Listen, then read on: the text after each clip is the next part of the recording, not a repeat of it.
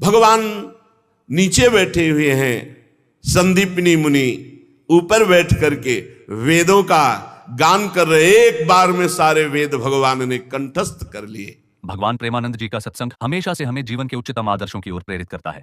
उनकी वाणी में एक विशेष मिठास है जो हर दिल को छू जाती है। प्रेमानंद जी कहते हैं, सच्चा प्रेम वही है जो बिना किसी अपेक्षा के किया जाए। यह संदेश हमें सिखाता है कि प्रेम का असली स्वरूप केवल देने में है, न कि लेने में। और दक्षिणा स्वरूप से उनके पधारे हुए पुत्र को ला करके प्रदान किया। भीष्मक नंदिनी रुक्मिणी के सौंदर्य से, उनकी प्रार्थना से, उनके भाव से प्रेरित होकर भगवान वहां गए और रुक्मी और उनके सब मित्रजन, शिशुपाल आदि सहायकों के साथ सबके सिर पर पैर रखकर गांधर्व विधि के द्वारा श्री रुक्मिणी जी का हरण करते हैं और गांधर्व विधि से विवाह करते हैं। जैसे गरुण अमृत का कलश ले आए, रुक्मिणी जी ने कहा था कि आपको इसी विधि से मुझे स्वीकार करना है, अगर आप नहीं आते हैं, ब्राह्मण के द्वारा खबर भेजी थी, तो कोई शिशुपाल आदि स्पर्श भी नहीं कर सकते। मैं अपने शरीर को पूरा कर दूंगी, फिर जन्म लूंगी, फिर भजन करूंगी और आपका ही वरण करूंगी। भगवान ने, रुक्मिणी जी ने जैसा चाहा था वैसा ही किया। हमारे प्रभु का स्वभाव है, जैसे जो लोग समझते हैं ना कि भगवान माखन चोर, भैया जिसके 9 लाख गौवें हो तो वहां बाबा के यहां कुंड बने थे, दूध के, दही के, घी के। अगर लाला दिन भर नए नए कुंडों में नहाए तो भी कम, लाला का नहाना कम हो सकता है, दही कम नहीं हो सकता, दूध कम नहीं हो सकता, घी कम नहीं। रोज हजारों, दसियों हजारों संख्या में तो केवल गोपगण सेवा में थे गौओं की। ऐसा वैभव नंद बाबा का और उनका लाडला, आप विचार करो जरा, चोरी तो तब की जाती है अभाव में। अभाव हो तो चोरी करे, तो फिर ये क्यों लीला में सुना जाता है आज होगी माखन चोरी लीला? ऐसा क्यों कहा जाता है? इसलिए कहा जाता है कि गोपी जनों ने भगवान से ये याचना की। जब वो आती और भगवान की बाल लीलाओं में छकी हुई यशोदा मैया को देखती तो विचार करती कि क्या कभी मेरा ऐसा सौभाग्य हो सकता है, मैं सुंदर गाय का दूध दूं, फिर उसका दही जमाऊं, फिर उसको बिलोऊं, फिर मक्खन निकालूं और ऊंचे पे टांगूं, और लाला चुपके चुपके आवे और फिर वो चोरी चोरी पावे और फिर हम उसे डांट लगावे। तो जैसे मैया के सामने भयभीत होते वैसे मेरे सामने भयभीत, पर मेरे सौभाग्य ऐसे कहां। तो ये था मम प्रपद्यन्ते तास्ततै भजाम्य हम, मेरे भगवान भक्त के लिए क्या नहीं कर सकते। जब रथ हाँक सकते हैं, चरण चाप सकते हैं, अपना प्रण विसार सकते हैं, तो उस गोपी जनों की भावना पूर्ति के लिए वो चोरी चोरी जाना सखाओं के साथ। ब्रज के बंदरों को बुला लेना। और रामावतार में 14 वर्ष भगवान कभी नगर से बना हुआ भोजन नहीं पाया। आदेश था 14 वर्ष विशेष उदास जीवन व्यतीत करना। भगवान ने पादुका नहीं पहनी, भगवान कभी किसी नगर में नहीं गए, किसी नगर में नहीं। जब सुग्रीव जी ने बहुत प्रार्थना की, विभीषण जी ने प्रार्थना की, लक्ष्मण जी को भेजा राज्याभिषेक के लिए, भगवान नहीं गए। यहां सखा स्वरूप अपने बंदरों को बुलाते, सब आसपास खिड़की के लग जाते हैं, भगवान उनको पवाते हैं, भगवान सखाओं को पवाते हैं, आनंद उत्सव मनाते। और ये गोपी छुप कर देखती, जब देखती हाँ खा चुके अब भागने वाले, बस सामने आ जाते। प्रभु वैसी डरपने की लीला करते, हाथ पकड़ती, चल बहुत प्रवीण बनता है ना, आज मैया से डांट लगाऊंगी, तेरे हाथ जोड़ू गोपी, मैया के पास ना ले जा। यही सुनने के लिए, यही सुनने के लिए प्रभु भय का स्वरूप धारण करते हैं, विनय करते हैं। गोपी आनंद मगन हो जाती है। कोई कोई तो बहुत ही प्रवीण है, इतने पे नहीं छोड़ते, आज तो मैया के पास ले ही चलो। अब आगे जा रही तो बड़े बूढ़े जब आते हैं तो पहले प्रथा थी घूंघट की, घूंघट। अब हाथ, सखा को एक बुलाया और धीरे से हाथ बदल दिया, आप जाके पहले से ही शयन की लीला की। अब वो गोपी दरवाजा खटखटाती, मैया हां, इधर लाल जो बोलते, मैया बहुत भूख लगी है। वो देखो दरवाजे पे कोई आया, मैं देखती हूं। और वो ऐसे कहती थी, मेरा लाला चोरी नहीं करता, मेरा लाला बड़ा सीधा है, देखो आज पकड़ के लाई हूं। यशोदा भैया हंस रही, तो भैया तुम्हें हंसी क्यों है? बोले किसको पकड़ के लाई? मेरा लाला है। अरे मेरा लाला तो अंदर सो रहा है। पूरे ब्रज मंडल को आनंद में डुबोए प्रभु। भगवान चोरी करेंगे? भगवान को किसी वस्तु का अभाव है? अरे आप उस स्वरूप में मत मानो कि सच्चिदानंद त्रिभुवनपति भगवान, अरे तो अकेले लड़का है नंद बाबा के, कुछ कमी है? वो 10, 20, 50 मन रोज मक्खन बांटे, कमी है वहां? बाबा के 9 लाख गौ, 9 लाख गौएं, और ऐसे तो नंद बाबा केवल, और नंद बाबा के भाई है, और सबकी गौएं हैं। अरे लाला के पास कभी क्या है? हमारे प्रभु अपने भक्तों को सुख प्रदान करते हैं।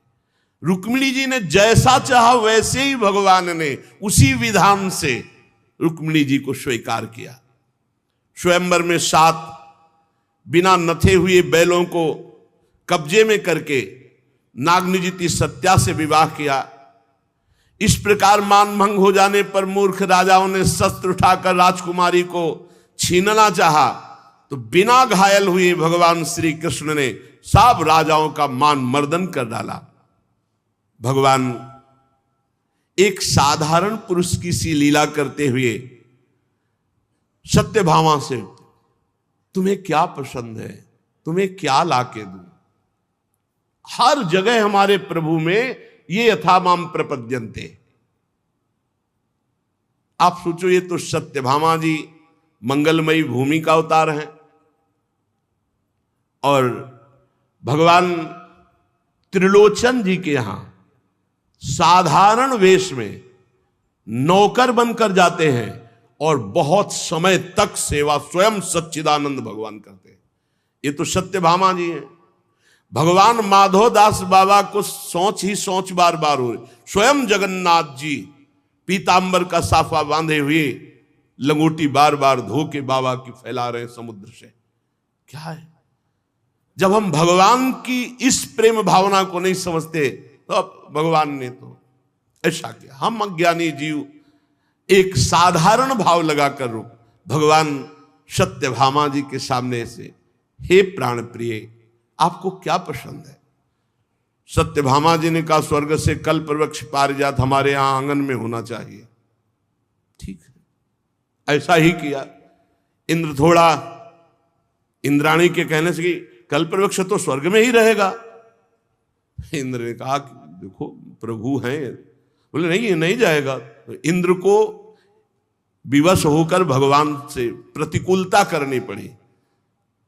थोड़ी देर में इंद्र को समझ में आ गई कि इनके आगे हम तो गरुड़ में रख करके स्वर्ग से कल्प वृक्ष सत्यभामा जी के आंगन में। इंद्र ने अत्यंत क्रोधित होकर देव सैनिकों के साथ भगवान पर आक्रमण किया। निश्चित भगवान जब अपने को छुपा के लीला करना चाहे तो कोई नहीं जान सकता, पर भगवान ने एक क्षण में समस्त देवताओं को यह अनुभव करा दिया कि वो शक्तिहीन है। भगवान कल्पवृक्ष लाकर सत्यभामा जी के आंगन पे लगाया।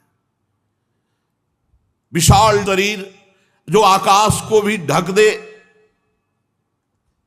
भगवान ने उस भौमासुर को सत्यभामा जी को साथ ले गए थे कि एक बार ये बोले कि मारो। इतना प्रहार, बहुत बलशाली उसका जब आएगा प्रसंग, तो इतना सुरक्षा व्यवस्था, कोई जा ही नहीं सकता था बिना भगवान के। 16,100 राजकुमारियां बंदी बना के रखी थी पूरे विश्व की। देव कन्या, नाग कन्या, यक्ष कन्या, नर कन्या, सब ऐसे। भगवान ने ऐसे भौमासुर का उद्धार किया और उनके पुत्र भगदत्त को राज्याभिषेक किया, उन्हीं के पुत्र को राज्याभिषेक किया। और जब अंतापुर में प्रवेश हुए तो 16,100 राजकन्याएं जो बंदी बनाए हुए थे, देखते ही भगवान श्री कृष्ण को आनंद में मगन हो गई और सब ने एक स्वर में कहा, प्रभु विश्व में कोई हमें स्वीकार नहीं करेगा, क्योंकि आसुर स्वभाव वाला है भौमासुर, हमें बंदी बनाए हैं तो कोई नहीं स्वीकार करेगा। अब हम आपकी शरण में हैं। तो भगवान ने 16,100 राजकुमारियों को द्वारिका पालकी में भेजा और इनके साथ एक साथ इतने रूप धारण करके एक साथ भगवान ने ब्याह 16,108। ये 16,100 वो राजकुमारियां हैं जो भौमासुर ने बंदी बनाया था और जिन्हें कोई स्वीकार नहीं करता, क्योंकि ये असुर स्वभाव का बंदी बनाए हुए कौन स्वीकार करेगा? भगवान जिसको कोई नहीं, और जो भगवान की शरण, भगवान ने अपनी प्रिया बनाया। भगवान की ये निज शक्तियां हैं। भगवान ने 16,100 रूप धारण किए, 16,100 जगह एक ही मुहूर्त में 16,100 से पाणी ग्रहण किया, एक ही मुहूर्त में। कर तुम मकर तुम अन्यथा कर तुम, सर्व समर्थ भगवान। नारद जी को यही लगा था कि 16,108 साल में तो 365 दिन होते हैं, भगवान कब किसके पास जाते होंगे? तो जिस महल में गए दिव्य शक्ति संपन्न नारद जी, जिस महल में गए भगवान उस महल में मिले। कहीं संध्या कर रहे हैं, कहीं ध्यानस्थ हैं, कहीं बच्चों के साथ दुलार कर रहे हैं, कहीं किसी को उपदेश कर रहे हैं, कहीं मंत्रियों के साथ सलाह कर, और जिसमें जाते तो अनजाने बनकर भगवान पूछ, आओ आओ नारद जी कब पधारे आप, बड़े भाग्य आपके। तो आश्चर्यचकित होते ना, 10-10 महल छोड़ के जाने लगे, सब महल में भगवान मिला। तब उनका अचिंत शक्ति भगवान, आपकी महिमा को कोई पार नहीं पा सकता। भगवान ने उन सब से 10-10 पुत्र उत्पन्न किए। अरे हम सब उन्हीं के उत्पन्न किए हुए हैं, सबके पिता भगवान ही है। एक संकल्प मात्र से अनंत ब्रह्मांडों का सृजन हो गया, तो 10-10 पुत्रों को प्रकट होना कोई बड़ी बात है? कालयवन, जलासंध, शाल्वादि, ये ऐसे महाबली जिनको केवल भगवान ही, दूसरा कोई नहीं। भगवान ने अलौकिक शक्ति के द्वारा इन सब का उद्धार करवाया। विदुर जी, आज मैं उन भगवान से रहित हो गया हूं, वो मेरे प्रभु अंतर्धान हो गए, जिन्होंने संबलासुर, द्विविद, ये द्विविद जो बानर है ये भगवान राम की सेना में था। द्विविद, मयंद, नील, नल, अंगद, गद, विकटास, दधिमुख के हर निसठ सठ, जामवंत बलरास। ये द्विविद बहुत बड़ा बलवान। जब भगवान राम की भुजाओं को देखता तो उसको लगता एक बार इन भुजाओं से हमको, तो लक्ष्मण जी बड़ी दृष्टि से देखा कि प्रभु की तरफ तू देख रहा है, अरे तेरे लिए तो हम ही काफी हैं। वो भगवान श्री राम जी ऐसे, तो लक्ष्मण जी चुप। इसीलिए अगला अवतार बड़े भाई के रूप में लिया कि तुम बार बार तो हमें दबा देते हो, हम नहीं मानेंगे। बलराम जी के रूप में, जब बलराम जी के रूप में आए तो द्विविद जो है बड़ा उपद्रव मचाए, पूरी की पूरी द्वारिका डुबोने के लिए समुद्र से जब ऐसे करता तो जैसे वो ज्वार भाटा ले जाते कि प्रांत का प्रांत डूब गए, ऐसा कर। द्विविद ऐसा थोड़ी बानर था कि छोटा मोटा डाल से कूद गया। रावण की नगरी में प्रवेश करने वाले छोटे बानर नहीं होते थे। रावण ऐसा महाबली नहीं था, जिधर जाके भुजा ठोक देता था लोक के लोकपाल खाली हो जाते थे। ऐसे बानर थे भगवान के पास। पढ़ के आगे भागवत में ही आएगा। अभिमान में आकर के बलराम जी रसमय आनंद में विलास में थे, प्रांत का प्रांत ऐसे डुबो रहा था, ऐसे करता तो प्रांत का प्रांत बाढ़ आ जाती समुद्र के पानी से। बलराम जी ने देखा लक्ष्मण रूप में तुमको नहीं समझा पाए, लेकिन इस बार हम तुम्हें परम धाम में भेजेंगे, हम ज्यादा समझाना नहीं जानते। बलराम जी ज्यादा समझाना नहीं जानते। आगे प्रसंग में आएगा, हस्तिनापुर गए, एक प्रसंग में आता तो समझ आया, नहीं समझ में आया तुरंत हल मूसल का चिंतन किया, मारा हल और कहा अपनी पूरी हस्तिनापुर को चकनाचूर करके गंगा में डूबे। आज भी ऐसे गंगा की तरफ झुकी हुई बलराम जी शेषावतार, द्विविध को मार के घूसे में कि किसी अस्त्र शस्त्र की जरूरत नहीं, फांसा प्रहार किया, खून बमन करते हुए जाओ भगवान के पास आनंद लो जाके। संबरासुर, बाणासुर, मुर, बलवल, दंतवत, ऐसे ऐसे कृष्णावतार में एक दो कोई थोड़ी थे, बड़े महान महान बलशाली असुर भगवान ने अपनी शक्ति के द्वारा ही प्रेरित करके निमित्त किसी को बनाया।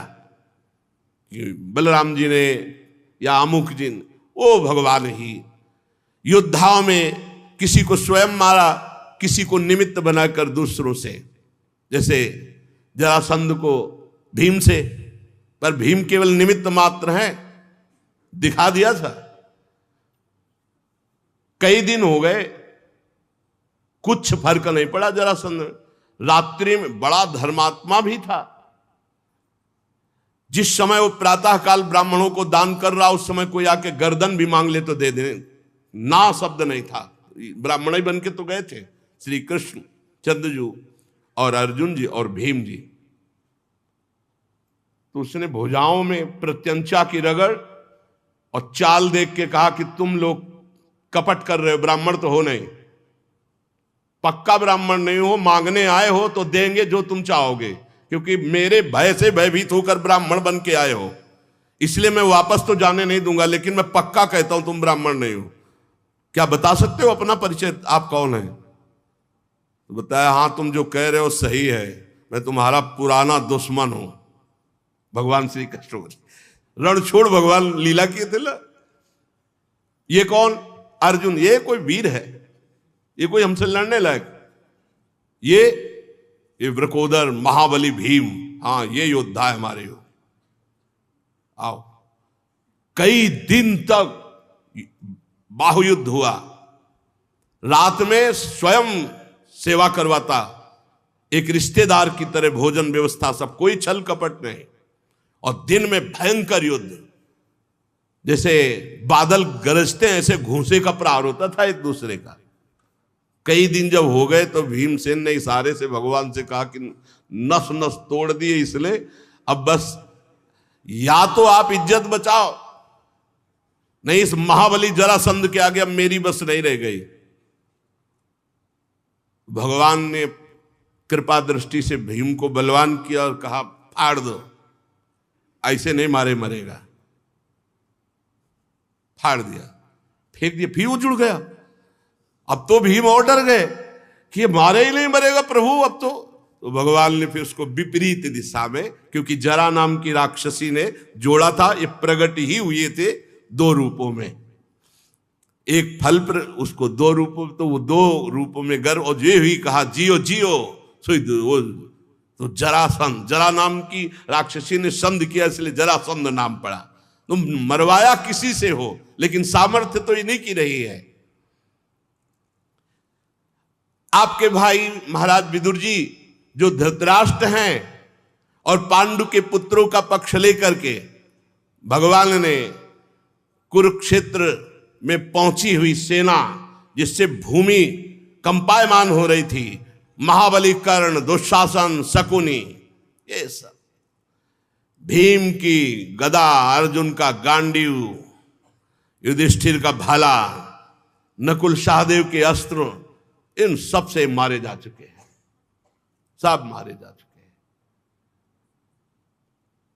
द्रोण, भीष्म, अर्जुन, भीमसेन के द्वारा ये विपुल संहार इन्हीं के द्वारा हुआ, क्योंकि पृथ्वी का भार हरण करने के लिए अवतरित हुए थे। अभी तो मेरे अंश रूप प्रद्युम्न आदि के बल से बड़े हुए यादवों का दुस्सह दल बना हुआ है। भगवान ने विचार किया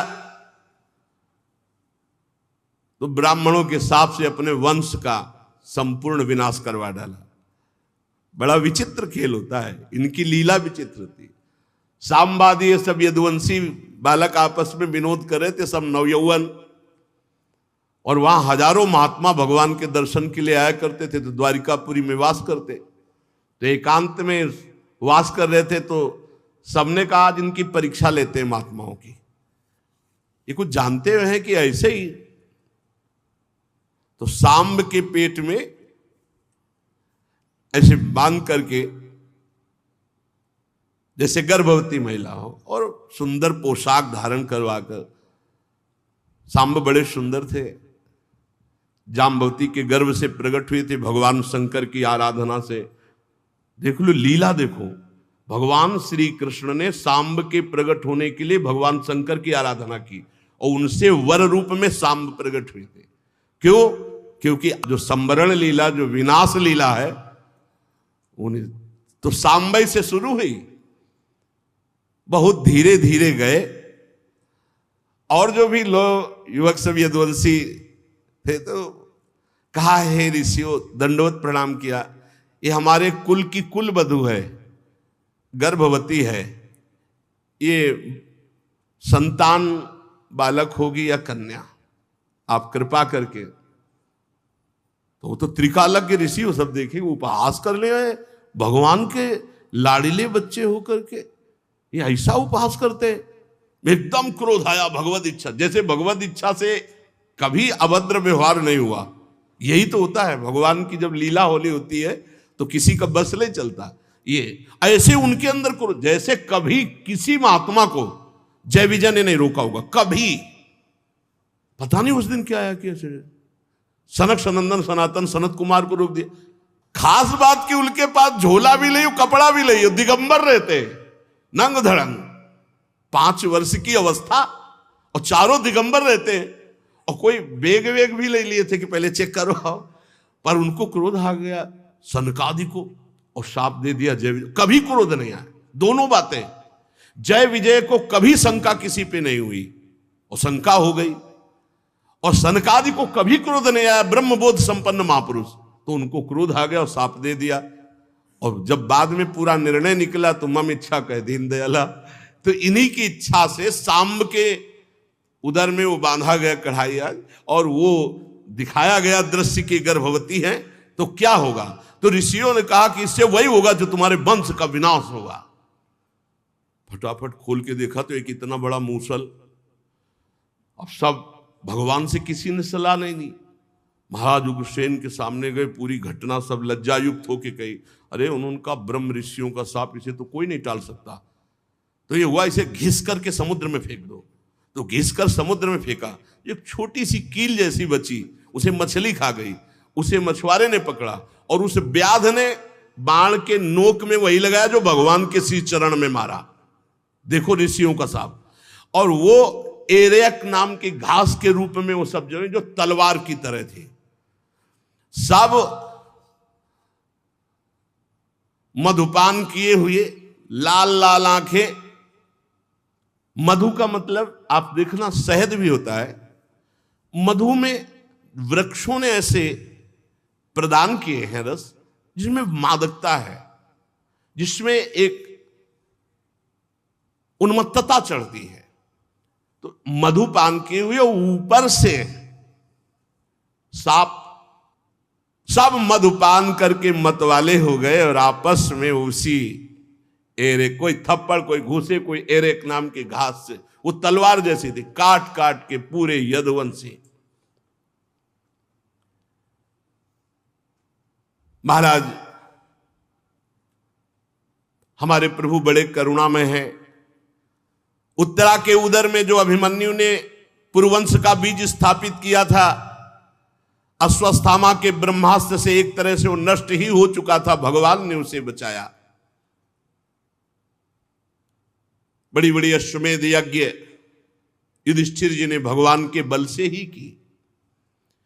विश्वात्मा भगवान द्वारिकापुरी में रहकर लोक और वेद की मर्यादा का पालन करते हुए सब प्रकार के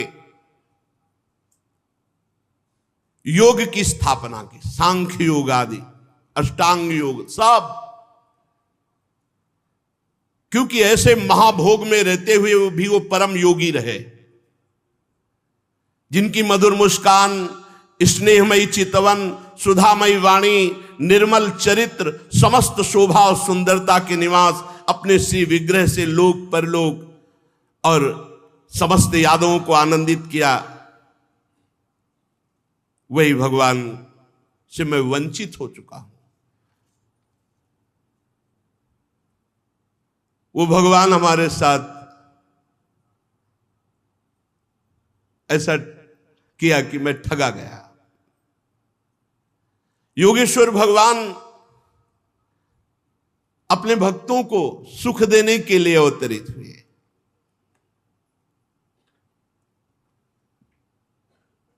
कैसे मैं महाराज बताऊं कि आज मैं उन्हीं प्रभु के वंचित हो चुका हूं। प्रीतम प्रभु श्याम सुंदर मुझे ठग लिए। क्या दिव्य विशुद्ध चिदानंदमय सुंदर श्याम शरीर, ओहो शांति भरी रत्नारी आंखें, रेशमी पीतांबर, दूर से ही चित्त को लुभायमान करने वाला स्वरूप। विदुर जी, ये मैं अंतिम शोभा आपको बता रहा हूं अपने प्रभु की। एक पीपल वृक्ष के नीचे बाईं जांग पर दायां चरण रखे हुए, भोजन पान सब का त्याग करके आनंद प्रफुल्लित, उस समय मैं वही था। उस समय महान स्थिति को प्राप्त परम भागवत सिद्ध श्री मैत्रेय जी लोकों में स्वच्छंद विचरते हुए वहां पहुंचे। बड़ी ऊंची स्थिति के महात्मा मैत्रेय जी, वो आनंद और भक्ति भाव से भगवान के सामने नमन किए। मैं वहीं पास बैठा था, बस यही थे उद्धव जी, मैत्रेय जी और भगवान। ये जब भगवान परम धाम पधार रहे, श्री भगवान कहने लगे, मैं तुम्हारी आंतरिक अभिलाषा जानता हूं। ये बात विदुर जी को उद्धव जी बता रहे हैं, यमुना के पावन तट पर बैठे हुए। मैं तुम्हारी आंतरिक अभिलाषा जानता हूं, इसलिए मैं तुम्हें वो साधन बता रहा हूं जो सबके लिए अत्यंत दुर्लभ है। उद्धव, तुम पूर्व जन्म में वसु थे। विश्व की रचना करने वाले प्रजापतियों और वसुओं के यज्ञ में मुझे पाने की इच्छा से तुमने मेरी बड़ी कठिन आराधना की थी, इसीलिए तुम उद्धव के रूप में जन्मे हो आकर। ये तुम्हारा अंतिम जन्म है, क्योंकि जिसे मेरा अनुग्रह प्राप्त हो जाता है उसका अंतिम जन्म होता है। ये अपने को पता चलता है। जैसे भोजन पाके छक जाया जाता है ना, तो कहा जाता है मैं छक गया। किसी दूसरे से प्रमाण नहीं लिया जाता, ए भैया हम छक जाए, तुम बैठो हमें बता देना कि तुम छक गए। वो अपने को लगता है। ऐसे ही जब अपना काम हो जाता है ना, तो आता है हमारा काम हो गया। वो अंदर से भगवान बता देते हैं, जिसे मेरा अनुग्रह प्राप्त हो गया उसका अंतिम जन्म है। भगवान जगन्नाथ की कहानी बहुत ही रोचक है। जगन्नाथपुरी का रथ उत्सव विश्व प्रसिद्ध है, परंतु रथ उत्सव से कुछ दिन पहले ज्येष्ठ पूर्णिमा के दिन जगन्नाथ प्रभु को 108 घड़े जल से स्नान कराने की प्रथा है। 108 घड़े जल से स्नान करने के बाद जगन्नाथ भगवान बीमार पड़ जाते हैं। 15 दिन बीमार रहने के बाद जब ठीक होते हैं तब नैनासर उत्सव मनाया जाता है। परंतु सोचने वाली बात यह है कि जो पूरे ब्रह्मांड का मालिक है, जिसके लिए इस पूरे ब्रह्मांड में कुछ भी ऐसा नहीं है जो नहीं किया जा सकता, वह बीमार कैसे पड़ सकता है? बीमार होना एक मानवीय घटना है। भगवान बीमार कैसे हो सकते हैं? इसके पीछे भगवान की एक बहुत ही प्यारी लीला है। माधवदास की प्रभु सेवा जगन्नाथ भगवान का एक बड़ा ही अनन्य भक्त हुआ करता था। उसका नाम था माधवदास। जब माधवदास की पत्नी का देहांत हो गया तो वह पूरे समय भगवान जगन्नाथ की सेवा ही करता, मानो उसका पूरा जीवन उसने भगवान जगन्नाथ को लिख दिया हो। सेवा के बाद जो मिलता वह खाता और वहीं भगवान जगन्नाथ के मंदिर के पास अपनी कुटिया में सो जाता। सालों बीते, पर माधव दास किसी भी दिन भगवान की सेवा से नहीं चूकता। दिन तो बहुत बड़ी बात है, वह किसी क्षण भी भगवान की सेवा से नहीं झुकता। जब माधवदास बूढ़ा हो चला, तब वह बीमार रहने लगा। लोगों ने उससे कहा, अब आराम किया करो, तुम बूढ़े भी हो गए हो और बीमार भी रहते हो। परंतु माधवदास किसी की नहीं सुनता, बस अपनी प्रभु सेवा में लगा रहता। अपने दास की सेवा माधव ने की एक बार की बात है। माधवदास बहुत बीमार हो गया। लोगों ने उससे कहा, वैद्य के पास जाओ, दवाई खाओ। परंतु माधवदास सबसे कहता, जिसके माथ पर हो जगन्नाथ का हाथ, उसे किस बात की चिंता, भगवान है ना, वह सब देख लेंगे। यही कहता और निरंतर अपनी प्रभु सेवा में लगा रहता। एक दिन वह अपनी कुटिया में बीमारी के वजह से बेहोश हो भूमि पर गिर पड़ा। तब प्रभु जगन्नाथ प्रकट हुए। आम मनुष्य भेष में उन्होंने माधवदास को उठाकर चारपाई पर लिटाया। फिर उसके पास रहकर ऐसे माधवदास की सेवा करने लगे मानो एक मां अपने नवजात शिशु की करती हो। माथे पर पट्टी देकर उसका ज्वार कम करना, उसे काढ़ा पिलाना। माधवदास बहुत ही कमजोर हो गए थे। उसकी सोचने समझने की शक्ति भी बहुत कम हो गई थी। वैकुंठ का सुख धीरे धीरे जब माधवदास ठीक होने लगे, तो एक दिन उन्होंने भगवान को पहचान लिया। पहचानते ही माधवदास प्रभु के सामने हाथ जोड़कर जोर जोर से रोने लगे। रोते हुए कहने लगे, प्रभु आप यह क्या कर रहे हैं? मैं आपका भक्त हूं, मैं आपका दास हूं, आप मेरी सेवा क्यों कर रहे हैं प्रभु? अपने भक्त के आंसू भगवान श्री हरि ने पोंछकर उन्हें अपने हृदय से लगा लिया। प्रभु के हृदय में लीन होकर फिर कौन सी आस और लालसा बाकी रह जाती है? माधवदास को जीवित होते हुए इसी धरती पर साक्षात वैकुंठ का अनुभव हो रहा था। प्रभु ने उसके पीठ को सहलाते हुए उसे चुप कराया